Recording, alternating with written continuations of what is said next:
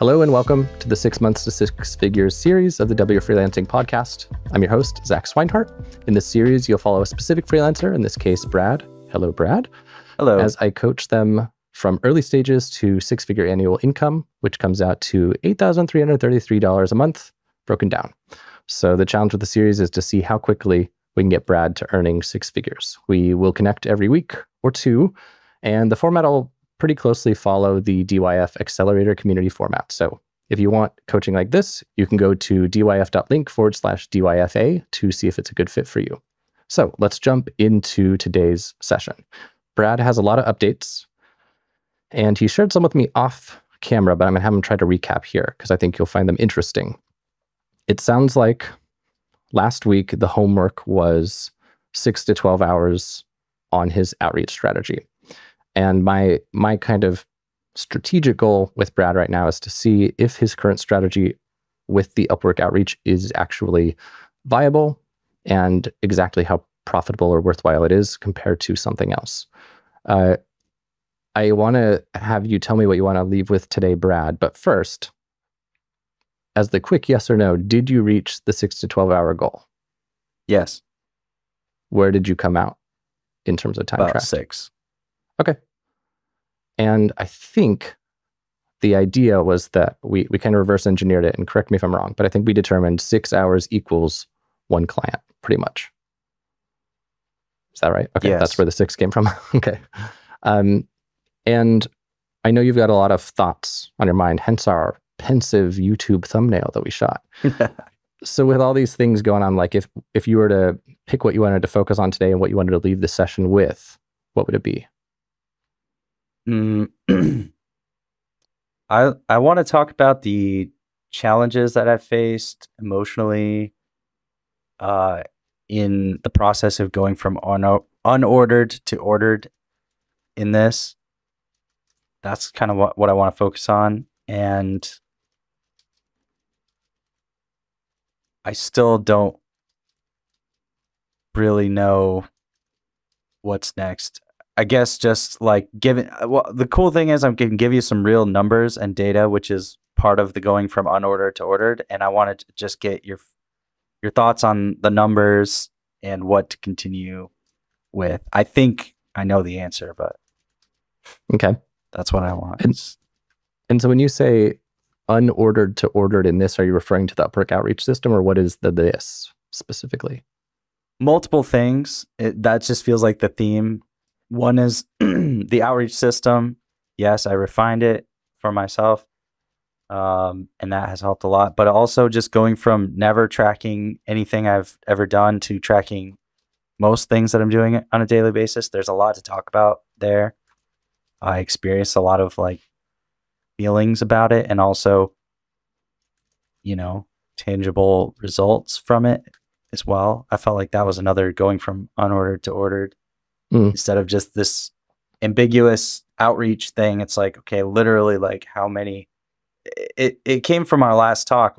You were asking like, well, how many looms did you send? And I was like, maybe 10. And you were like, Yep. well, you just kept saying, it's hard to know specifics without the data, and it was driving me crazy, and solved it. And I know as a marketer that that's really important, but I just couldn't.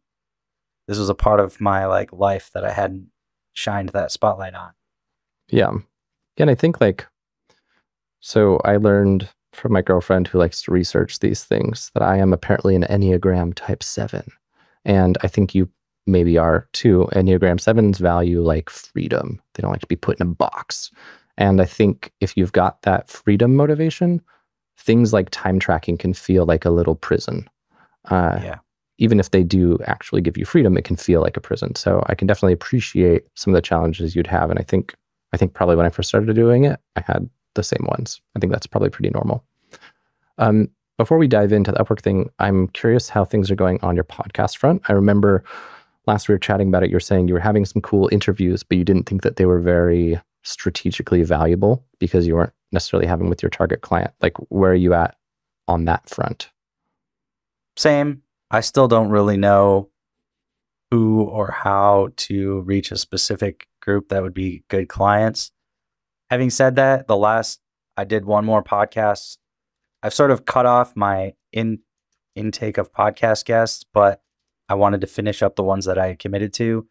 And the one that I did yesterday, he's asking me if I'm, still offering the services that I mentioned to him a couple of weeks. So even though he's not an ideal person, he still might become a client. So that's interesting. Okay. And like I shared a post in the Accelerator, I think yesterday, that was like this series that Brian Harris wrote.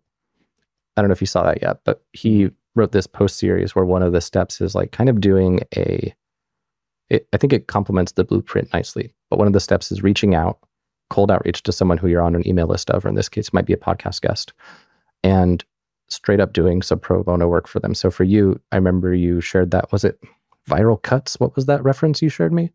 Viral Cuts? Yeah. Mm-hmm. So you could like proactively do that with people. You could literally find people who go on podcasts regularly, download their episode, make some shorts chopped up for them, make some videos, like just straight up send them an email that's like, hey, I love your stuff. You're awesome.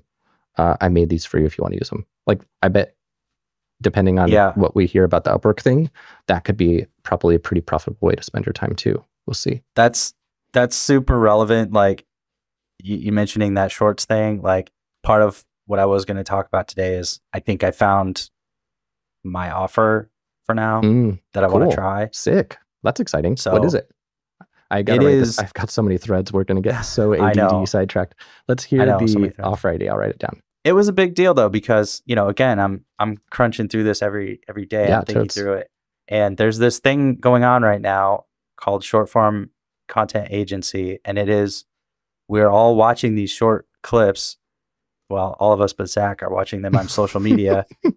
And so it's basically the new version of social media marketing agency, which I missed that whole train because I hated social media. And I was like, I'm not going to do that.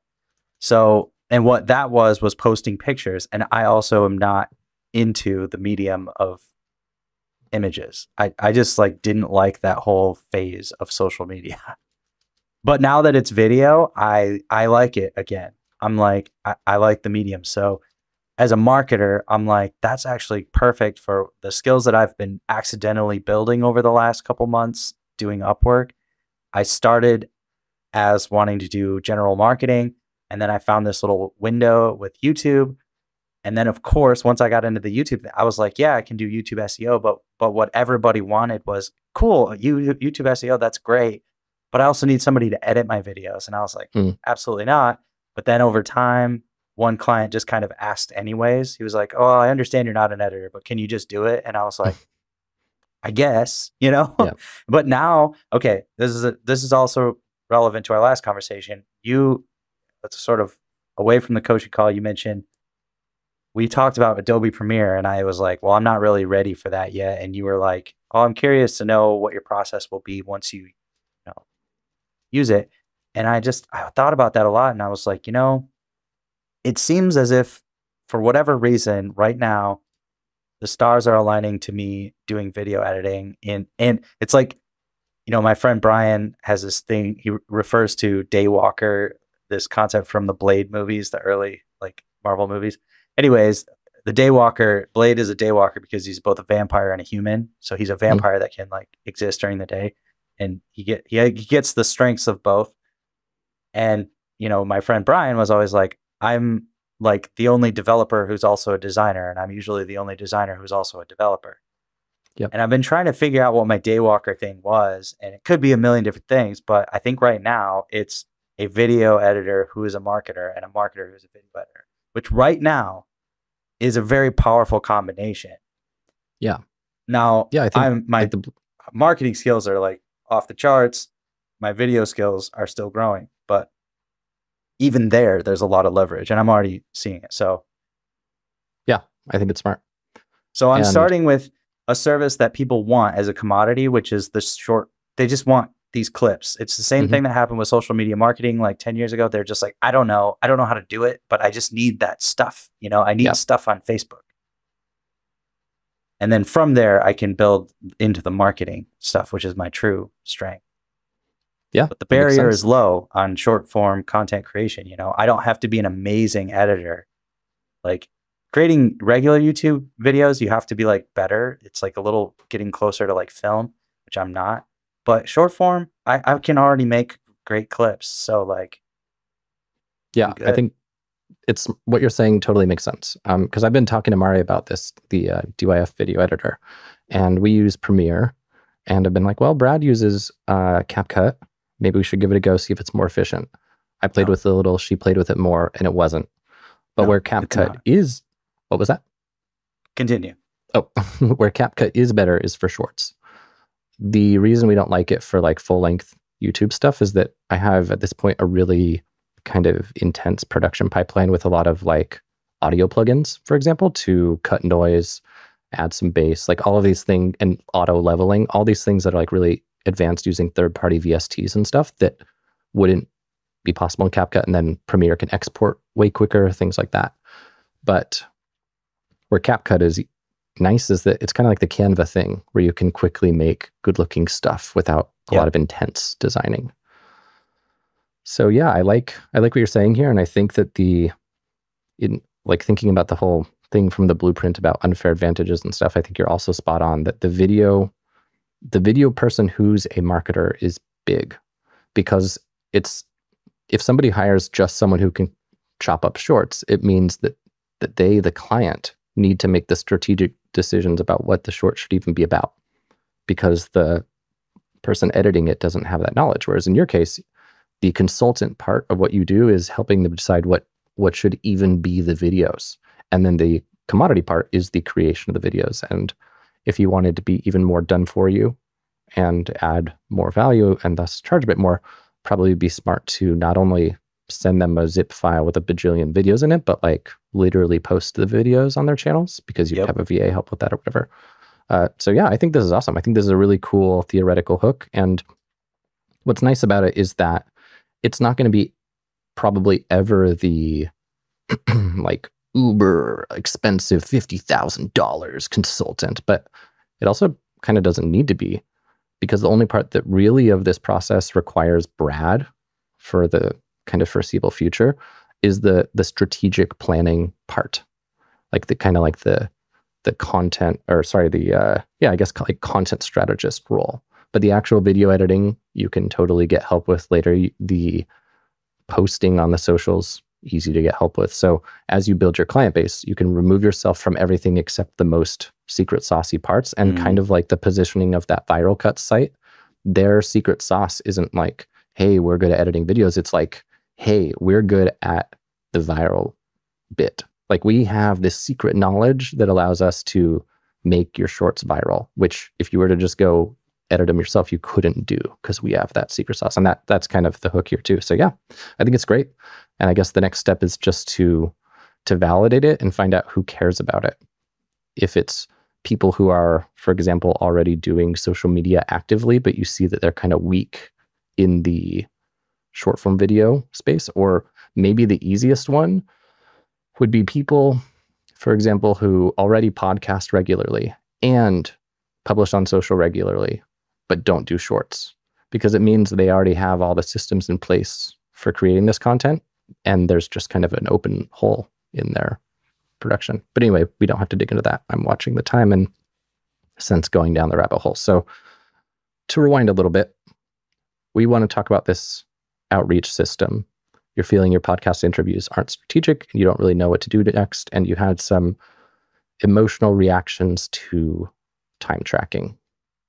Seems like the time tracking topic might be a nice, condensed, short discussion point. What do you think? What do you want to talk about first? Yeah, let's talk about the time tracking. It's been a theme since I started with you. That's when I first came in, I saw you recommending it to people, and I was like, and I keep thinking this must be, and I've never had this, but if you get a personal trainer, this is probably one of the first steps. Is like, okay, I need you to track everything you eat. It's just like,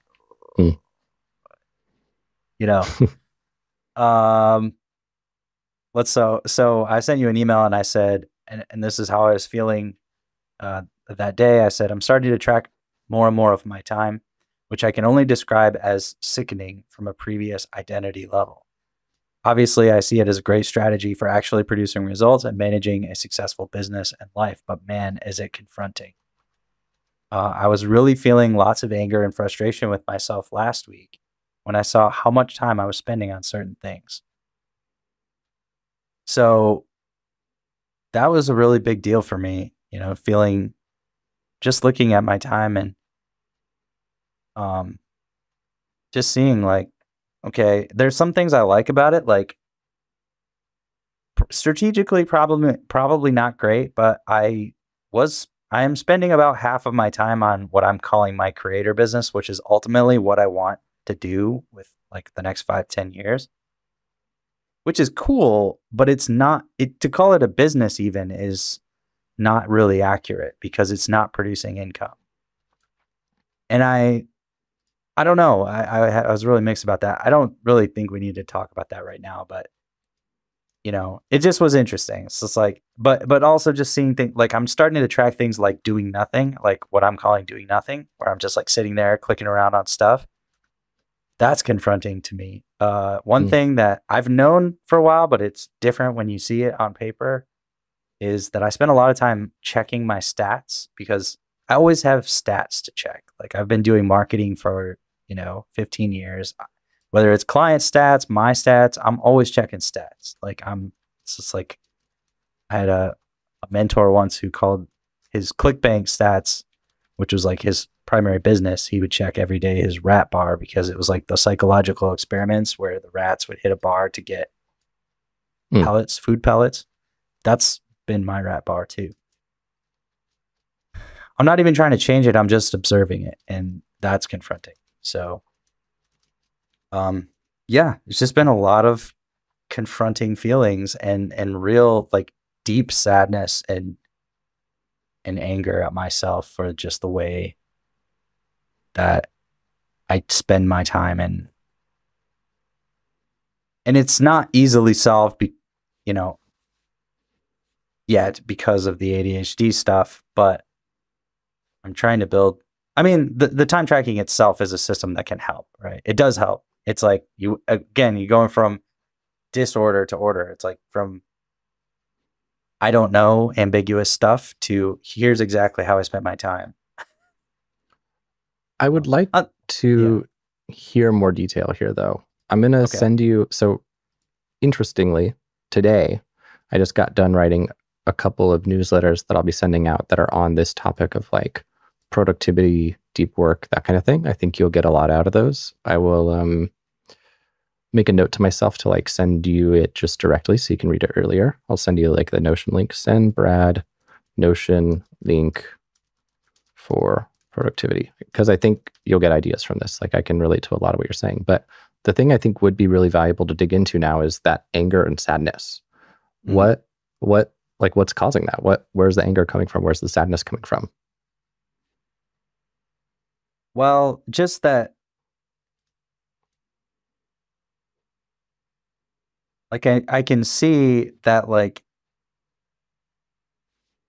I can see what I need to do. And then to just know that I'm not is like I can see like, okay, with this outreach sheet, like if this gets filled up, you probably will have a bunch of clients. But it's not getting filled up because half the day was spent thinking about a podcast idea or something, or like trying to get yourself to work on client work. Like I spend a lot of time just trying to force myself to start the clock for client work. I don't know. It's just weird. Or it's an ADHD thing. I mean, I can relate to this. Like I don't remember if I told you, I recently forgot to take my ADD meds one day, and I was like really struggling. And then I started journaling about it to explore it. And then I was like, oh wait, I just didn't take my methylphenidate. That's why I'm struggling so much.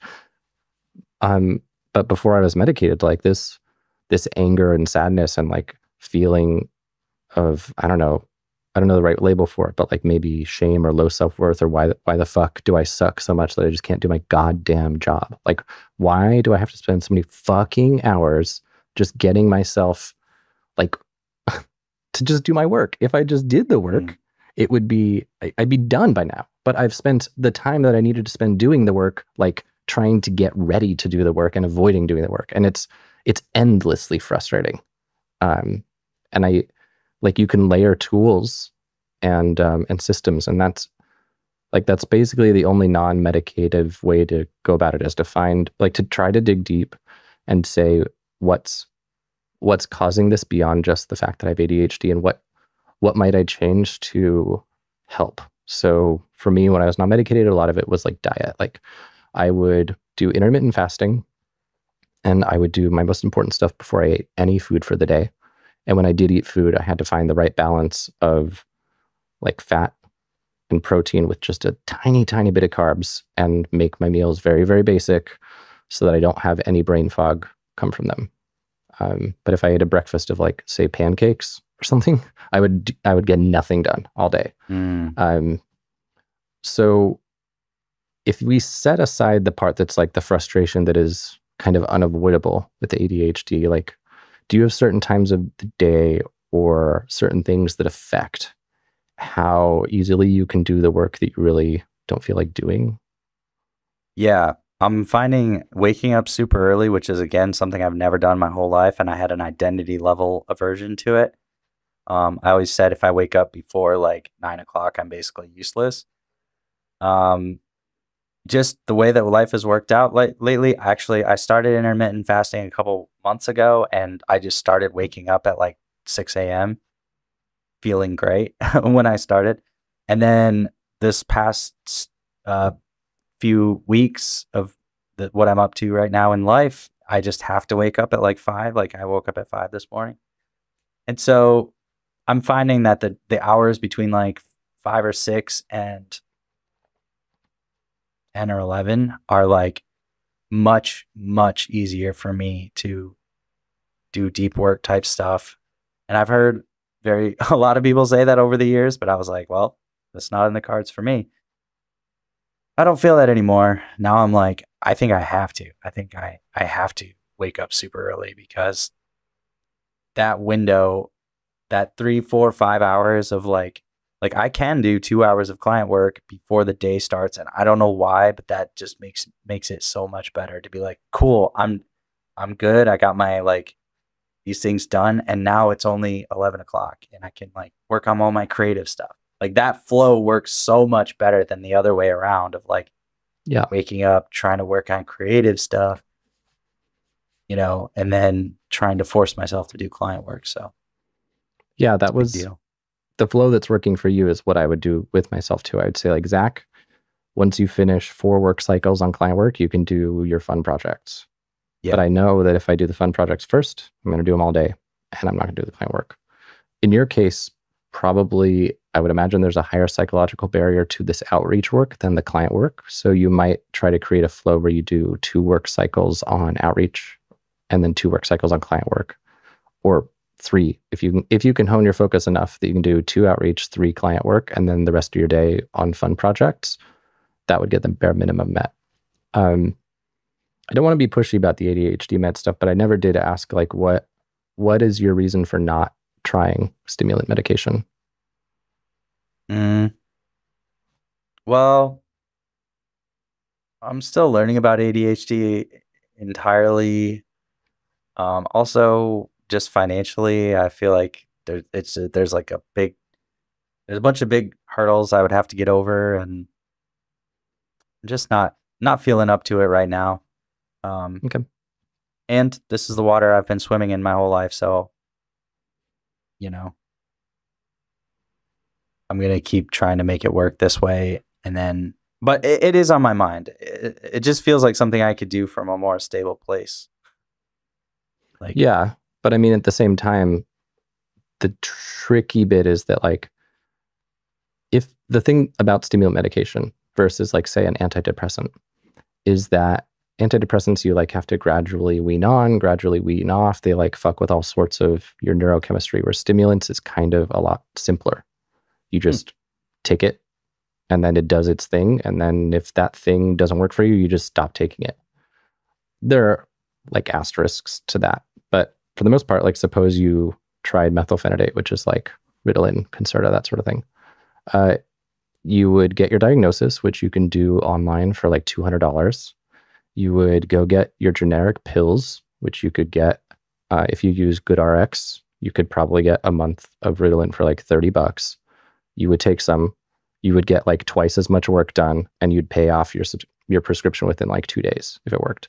And if it didn't work, like if you had bruxism or really high anxiety or whatever, and you had to try, say, Vyvanse or Adderall, then yeah, that's more money out of pocket. But the point is, probably for under $500, you could find one that would, I think, 4x your productivity.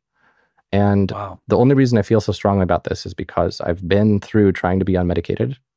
And my main complaint at the time was like, well, it raises your heart rate. Nobody has really tested these things over the course of a whole lifetime. Maybe you die a little bit earlier. But just the other day, my girlfriend and I were talking about my unmedicated time, and she called it the lost years. And it was quite funny, and it was also quite true. And so it's almost like you either lose your years right now or you lose them later, I feel like a little bit.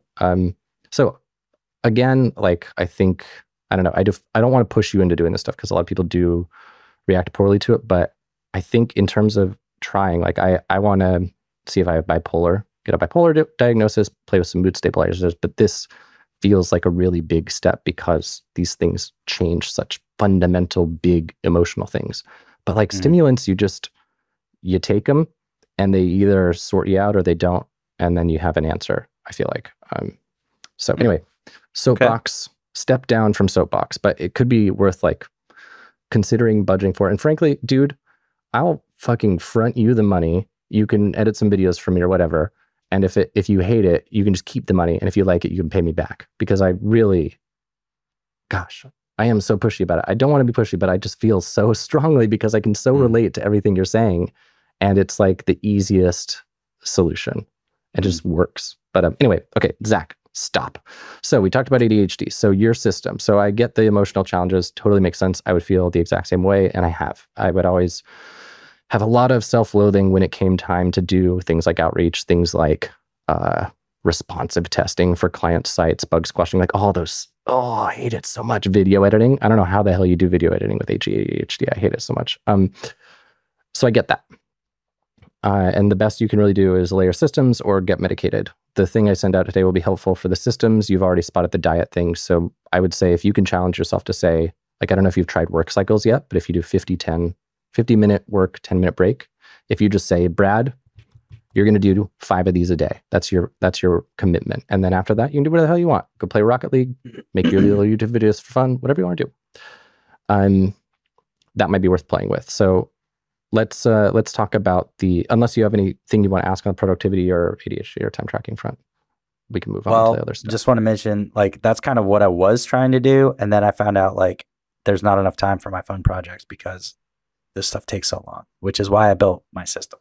A new system. Which new system? The one you're about to share? The outreach system. Because the way I was doing it before, it was taking like too long to get the same result. Like, I think I know the result I need to get to, and it was just taking longer. So anyways. Okay. But yes, ideally that would be my work day. I feel extra guilt because my finances are so bad right now that it's like, but I shouldn't even be spending any time working on my fun projects, you know? Yeah. And that is going to be a challenge for you because if you think about it, if you spend 2 work cycles a day, that is 50 minutes per cycle. So it's just under 2 hours per day, which means about probably 8 hours per week. And then if you spend 3 work cycles a day on client work, that's a little bit under 3 hours. So that is probably about 12 hours a week. If you're billing that client work at $50 an hour, that 12 hours is $600, which is $2,400 a month, which isn't like loads of money. And then that 2 hour, or what did I say, 6? Is that what 50 times the 5 would be? But the 6 hours of outreach time is only enough to book you 1 client. And your typical client is worth like a couple $100 a month. So it's harder to build a strong financial foundation with that investment. Doesn't mean it's impossible, but it will be challenging. Yeah. But something I was thinking about when I was on your personal channel and I saw some of the videos you're making, like I mentioned when we first talked that maybe you could find a way to have your Nomad Brad channel be a lead gen for your agency. And so if you just kind of said, okay, dude, we'll do fun videos, but these fun videos should have the ability to have a CTA that is like, hey, if you want me to help you editing your videos, hit me up. And thus, if all of your videos that you make for funsies are about video editing, like here's something I did in CapCut that was cool, here's a trick for lighting. If you think this would be fun for you, then they would be like half work. They wouldn't quite be on the money knows work, but they also wouldn't be like this Brain FM one that doesn't have a tie-in. But at the same time, I know from experience, the whole thing with the ADHD fun work is that if you feel like you have to do some little box of constraints, it's not fun anymore. It's fun because you get to make it about whatever the hell you want. So you're smiling and nodding, so I assume this hack would probably not work that well. Yeah, it probably won't work that well right now. I have different kind of approaches to it, but I think I finally have an overlap of how I could relate my current audience to that world, the bridge. And that is, I think I can actually become a micro niche authority within the short form content agency micro niche, because I can see the other people there, and it's not much. There's not a ton of traffic, but I don't need a lot. But I can talk about it as a way to make money, which is what my niche is all about. So I think I see a bridge there that I'm actually interested in pursuing. Finally, I couldn't find a way to get affiliates to care about video editing, but now this short form content agency, it's a niche within the SMMA niche, the social media marketing agency niche. It's pretty popular, and I think I could win on some of the keywords pretty easily. So it's kind of interesting to me creatively to kind of take on that challenge. And so far, the people I've been watching, that's one of the ways that they get clients, is they just talk about running a short form content agency, and then people are like, can you do that for me? So I think there could be some synergy finally. Okay. One note I will make that strikes me is that if your videos, you're going to do something like, hey, here's how to make a short video, that will appeal to a very different person than like, hey, here's the kind of result that a short form video could bring to your business. The how to make one would probably appeal more to someone who wants to be a video editor, whereas the latter would appeal to someone who wants to like grow their business with short form video. And I would think the latter would be a much better agency client, whereas the former would maybe be a better course client or something. I assume you've already thought of this though. Yeah, I think some people will be watching who are like people like me, who are like sort of amateur entrepreneurs that have some sort of business, and they will watch it to learn how to do it themselves and then be like, yo, dude, can you just like, how much do you charge for those? Like, I think that's actually a vein to be tapped. I don't think they're going to be super high paying clients, but that's okay. I'm just trying to I guess that's like an if I could get that like strat. Inbound flow at all, but that would be sweet. Yeah. Until then, I think the outbound, I think I got a pretty good like feel for what that should look like, which is a lot of volume. So let's hear about how it went last week. So I saw from email that you had a win, which is that you got a client from it. I did. Yes, that was a much needed win at that time. They often say the darkest things are darkest before the dawn or whatever. And that's, I mean, literally like 2 days ago was like really dark day for me. Everything was feeling really bad. And then yesterday, and I was like, cause I sent out, so we can look at numbers, but I sent out 22, can I show my screen right now? Yeah. So this is the new dashboard that I built, and it just helps me like keep all of these Upwork jobs organized. But nice. You can see here, I set up a funnel map. So I sent 22 personalized looms, which this is wild because when I first started doing Upwork, I don't know how I made my first $2,000. Like, honestly, I thought it was easy when I started. I was like, oh, okay, cool. I've been doing marketing for 15 years. Like, whatever. I can just kind of stumble my way into $2,000. I'll keep that on the back burner. You know, I'll keep this whole client work thing on the back burner as a side hustle while I work on my creative projects, you know, whatever. And now I'm like, how the hell did I make any money at all? It seems so brutally competitive. So I'm glad that I'm having this realization, or it's not a realization. I'm just glad that I'm having these feelings now and not in the beginning. In the beginning, I thought, it's pretty easy. Just talk to a few people and then they start giving you money. But now it feels like, oh my God, I have so much like work just to get a client. So you can see 22 looms sent, 7 have been reported as viewed from Upwork. And out of those, one person yesterday was like, didn't even need to get on a call with me. He was just like, okay, sounds like you're a good fit. And it came from that person that I interviewed yesterday. I've been chatting with him on Twitter. We had a talk and he was like, oh, I got my start on Upwork. And he runs a 6-figure Google Ads agency. And he's like, yeah, I started back on Upwork. He was like, man, I just did everything. Like anything I could possibly do, I would do. And I was like, And I remembered our conversation where you were like, you were taking my information I was giving you, like, and I was saying, well, I'm only doing YouTube SEO jobs or closely related, and there's about 5 to 10 per day. And you were like, okay, cool. So the limit is 5 to 10 per day. Well, talking with Corey, I kind of thought, yeah, maybe I need to expand my possible options so that I can get more just like activity going for sending out proposals. I think that worked really well because this job, which I'm super excited about, it's like the content matter is fun. The person that I'm working with is like kind of a celebrity in one of the things I'm interested in. So it's really super fun. The product, it's awesome. But it was outside of the YouTube niche. And it was just something like I have a ton of experience being an affiliate manager, and it was about affiliate managing, something that I wasn't looking for on Upwork. But it's like once I expanded my scope, I was like, all right, cool. Anyways, this thing, while it's not easy for me to make looms anymore, at least I can see it. I can see like, okay, I think I did a quote unquote lot of work today on looms, but really there's only 3 in this sheet. So like, you know, I think I got to record 3 more. You know, I have to do another work cycle, even though I don't want to. That 3 that's on the sheet is just not enough. And just to clarify, so you said that this client you did get, I feel like maybe I didn't understand. Did that client come from Upwork, or was that from the person you chatted with? It came from Upwork. Okay, cool. Just following but it was just it was not in the video editing niche. Correct. Okay.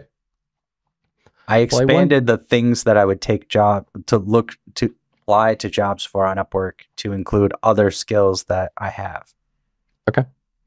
I wonder if like, because this is a big time investment. And I think about when I did that interview with Delia about cold outreach, she was saying like one of her biggest tips was to make it fun. And I think for somebody with ADHD, that tip is even more important. And when I'm thinking about this Upwork outreach strategy versus, say, the one I mentioned from that Brian Harris post where you might proactively create shorts for somebody and just send them to them, I bet you'd have a lot more fun doing that one because I know you like to immerse yourself into content you find interesting. So if you were to just listen to a podcast episode you found interesting, turn it into shorts, send the shorts to the person, that I would think you would just straight up have more fun. And if you could force yourself to like time box that to say 1 hour, then that means you could hit your 6 hours by sending 6 of these out. And I would not at all be surprised if your conversion rate on these was much, much, much, much, much higher. So it might be worth, since with this last week you weren't able to get yourself to the 12, maybe this next week it could be worth you saying, okay, I'm going to do 6 hours of the Upwork thing again, maybe in this content strategy SEO space that I got the client in that sounds more interesting. And then I'm also going to allocate 6 hours to this Brian Harris strategy, which he has like 7 blog posts that are all very, very good. Or doing it for people who you've had on your podcast, if you could see them being potentially good clients, or have people on your podcast who meet certain criteria that could be good clients and do this for them. With my agency, the idea that I'm playing with, to give you maybe an idea, what I'm planning to do is have a guest on my podcast and have them send me like their brand guide and stuff as a part of the prep for the podcast process. And then send them the email that's like, hey, your episode's live kind of email, but then also take the questions that I'm asking them in the podcast interview and chop these up into like 8 top of funnel videos and several shorts and release them on my own YouTube channel with my branding so that I can have my free marketing, but also have a set of them with their branding. And then I just send them these videos and I'm like, hey, if you want to like put these on your YouTube, your Insta, whatever, you can just like totally do this. And I won't have any backlinks, or maybe just a small one in Riverside or whatever, but I won't have any backlinks or like annoying ads to my agency. It's just a value forward thing. And the obvious implication, I'd be like, oh my God, how'd you get this done? I'd be like, well, it just turns out I happen to run an agency doing this kind of thing, you know? So maybe like think about these little pots you have your hands in, because you have so many cool connections. Like I never expected this Upwork thing to be your cash cow for the long term. I really just want to know what goes into getting a lead here. So I don't think you should ditch it yet. I'm not going to say only do this new hypothetical strategy. I'm a big fan of like asset allocation and stuff. And so I want to keep this 6-hour allocation and maybe try a new 6 hours. Like how do you feel about doing 6 on Upwork and trying something else for 6? I think that's where I'm at right now. Like cool. I'm learning a lot in my free time, I guess, of inbound and outbound strategies. And like, I think I'm ready now that I have a system to my outreach. I think I'm ready to try a colder approach. I'm scared. I've never done anything like that before. I always was like cringing at cold outreach, but I think that's the way you grow. You can price better and grow faster. Yeah. And given that one of the things you need right now is just practice honing your craft, that's what I think makes it so perfect, because it's just free practice. So honestly, if you're comfortable with me giving you a typical punch you in the face direct homework assignment, I would say, are you comfortable? Can I give you a punch you in the face homework assignment? I think so. We can word it more softly. How about, are you comfortable with me suggesting an idea for a homework assignment? You tell me if you want to do it. Oh, that sounds great. Yeah, it feels a little different. Okay, so how do you feel about the following? Again, 6 hours Upwork outreach rather.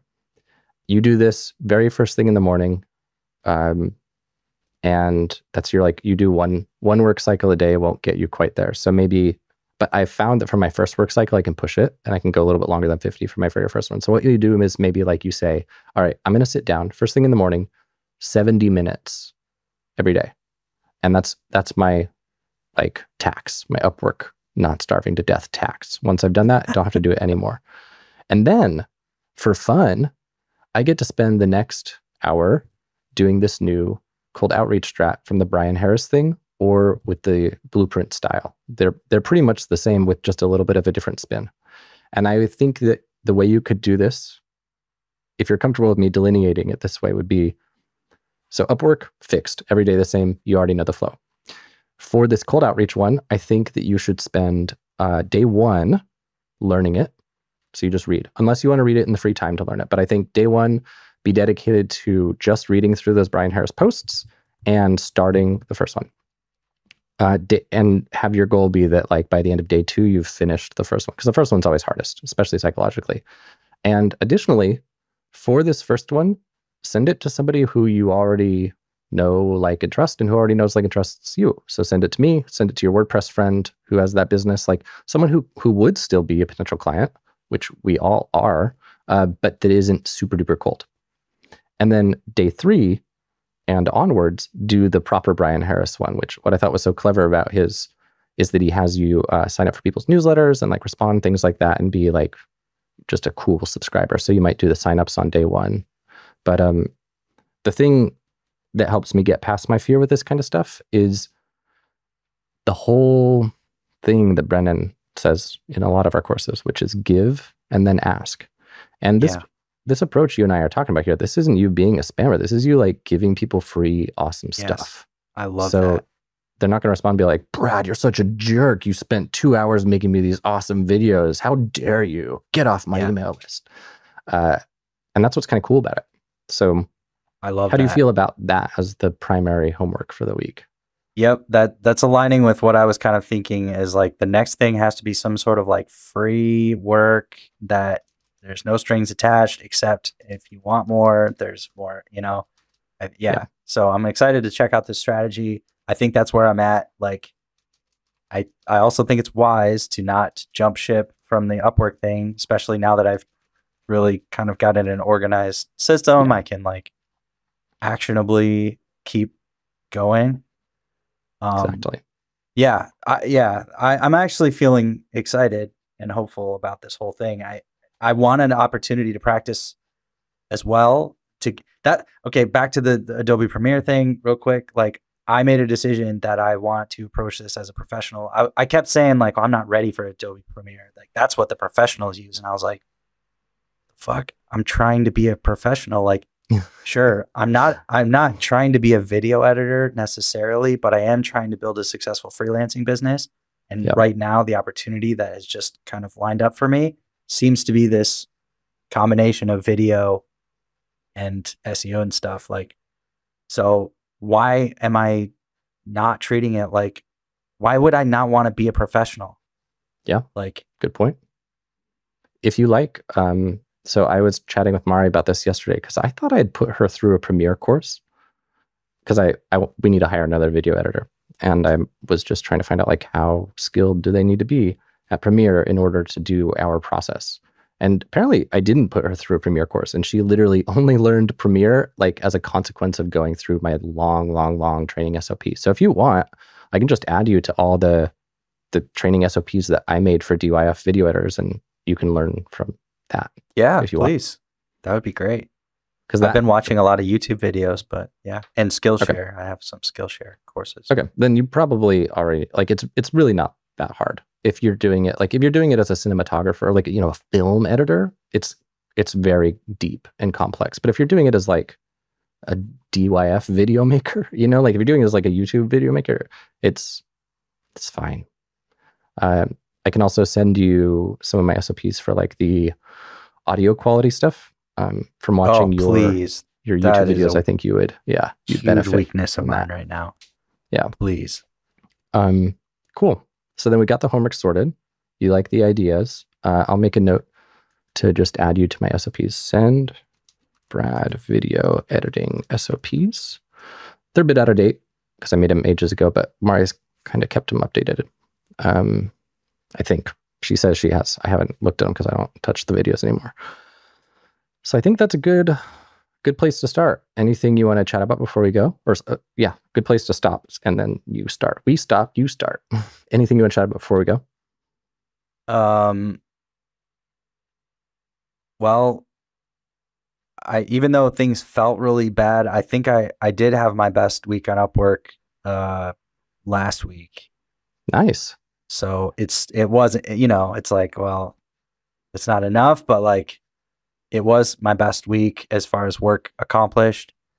I'm so relieved to have gotten a new client already from this outreach. Like, I was really getting into a dark place. So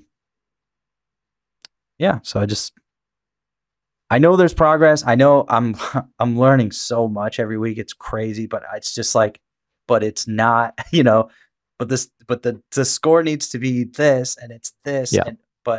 But I am like excited and proud of all the like progress that I'm making, even just week to week on our calls. It's like, I'm excited to report things to you. So yeah, and you should be. I mean, the thing is, whenever you start something, it's the hardest. Like, it's the hardest.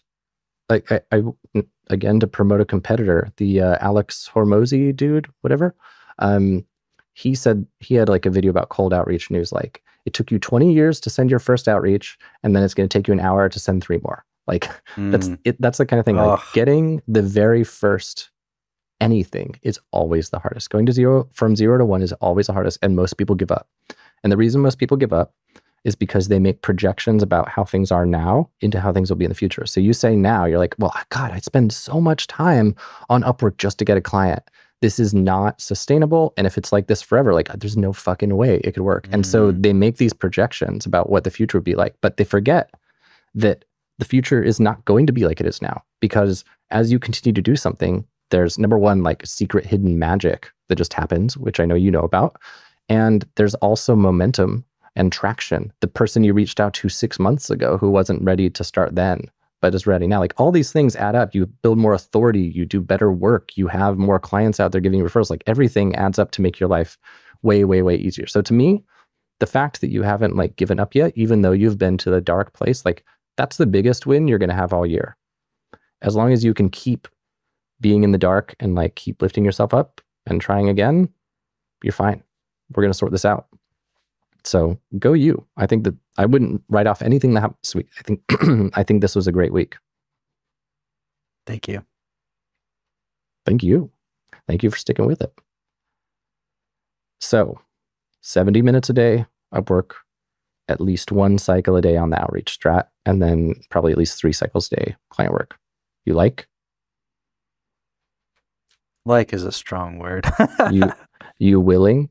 Yeah, I'm willing. Cool. All right, then I'll do the little outro thing. So, dear listener, if you enjoyed this, it is in your best interest to like it and subscribe to it and leave good reviews, because in doing so, you will allow Brad and I to keep creating these things. And if you like subscribe to it, you'll get helpful things like this in your little inbox. And if you don't do that, you might never get these nice tips again. So you wouldn't want that. And as a reminder, if you want coaching like this, you can join the DYF Accelerator community, where you'll get to do video one-on-ones just like this. The link is dyf.link/DYFA.